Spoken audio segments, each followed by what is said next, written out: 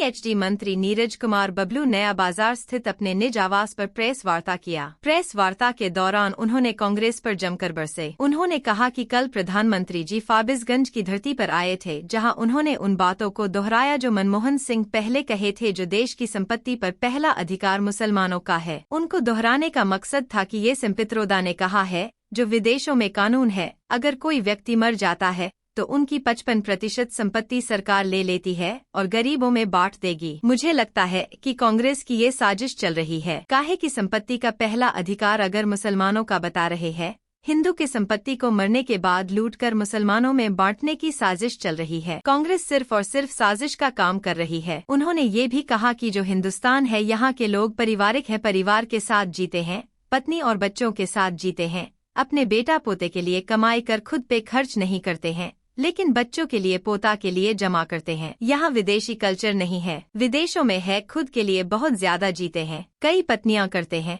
कई बच्चे रहते हैं, कई कॉन्टेक्ट मैरिज करते हैं, फिर कहीं चले जाते हैं। वो लोग खुद के लिए जीते हैं। लेकिन यहाँ का कल्चर है कि लोग परिवार के लिए जीते हैं, बेटा के पोता के लिए संपत्ति जमा करते हैं। कहीं न कहीं हमारे संस्कृति पर हमला का साजिश हो रहा है कांग्रेस के द्वारा। कांग्रेस साजिश कर रही है, यहाँ के संस्कृति को तोड़ो, यहाँ फुट डालो फिर राज करो। जो अंग्रेजों के द्वारा एक फंडा था, फुट डालो और राज करो। कांग्रेस यही चाह रही है, क्योंकि लोग देख रहे हैं पूरा देश एक तरफा है, पूरा सनातनी एक तरफा है भाजपा के लिए, और भाजपा की पुनः सरकार बनने जा रही है। कांग्रेस बेचैनी में है और साजिश रच रही है कैसे इस चीजों को तोड़े। वहीं उन्होंने ईवीएम को लेकर भी कहा कि देखिए, कल सुप्रीम कोर्ट का एक बड़ा तमाचा पड़ा ऐसे लोगों को जो बूथ लूटने का काम करते थे। ऐसे बूथ लुटेरे जो बैलेट पर विश्वास करते थे, बैलेट को लूटने पर विश्वास करते थे, जो ईवीएम पर भरोसा नहीं करते थे, उस पर ईवीएम पर मोहर लगा करके सुप्रीम कोर्ट ने मोहर लगाकर बड़ा डिसीजन दिए है। ऐसे लोगों को करारा तमाचा लगा है। मंत्री जी, कल प्रधानमंत्री ने मनमोहन सिंह की बातों को दोहराया है कि देश के संपत्ति में मुसलमानों का पहला हक है।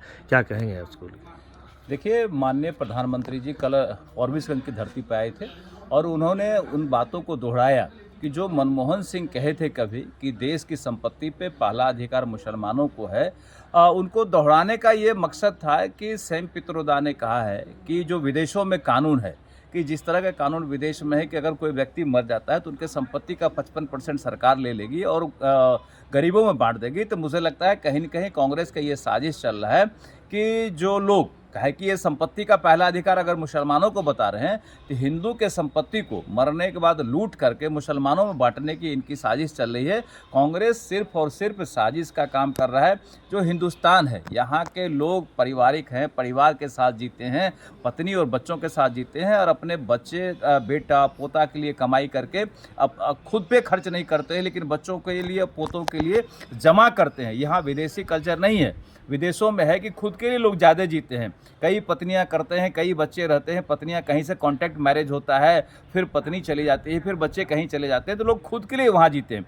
लेकिन यहाँ का कल्चर एक अलग कल्चर है। लोग यहाँ परिवार के लिए जीते हैं, बेटा है, पोता है, परपोता, उसके लिए संपत्ति इकट्ठा करते हैं। तो कहीं न कहीं हमारे संस्कृति पे हमला करने का एक साजिश हो रहा है कांग्रेस के द्वारा।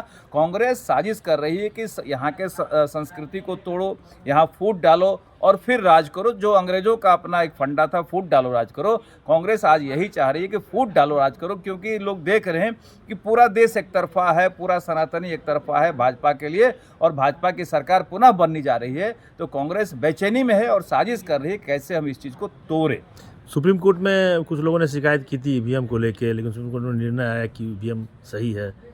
देखिए, कल सुप्रीम कोर्ट का एक बड़ा तमाचा, जो कहिए एक तमाचा पड़ा ऐसे लोगों को जो बूथ लूटने वाले थे, बूथ लुटेरे, जो लोग इस पे विश्वास करते हैं, बैलेट पे विश्वास करते थे, बैलेट को लूटने पे विश्वास करते थे, जो ईवीएम पे भरोसा नहीं करते थे, उस पर ईवीएम को मोहर लगा करके सुप्रीम कोर्ट ने अपना एक बड़ा डिसीजन दिया है और ऐसे लोगों को करारा तमाचा लगा है। जो लुटेरे थे, बूथ को लूटना चाहते थे, वो जीतते हैं तो ईवीएम मतलब सही है, अगर हारते हैं तो ईवीएम खराब है। ये जो आरोप लगाते थे, ये कल क्लियर हो गया कि ईवीएम ही सही है और लुटेरों के चेहरे पे तमाचा पड़ा है कि लूट की संस्कृति यहाँ खत्म हो गई है, इसलिए ये ईवीएम ही सही है।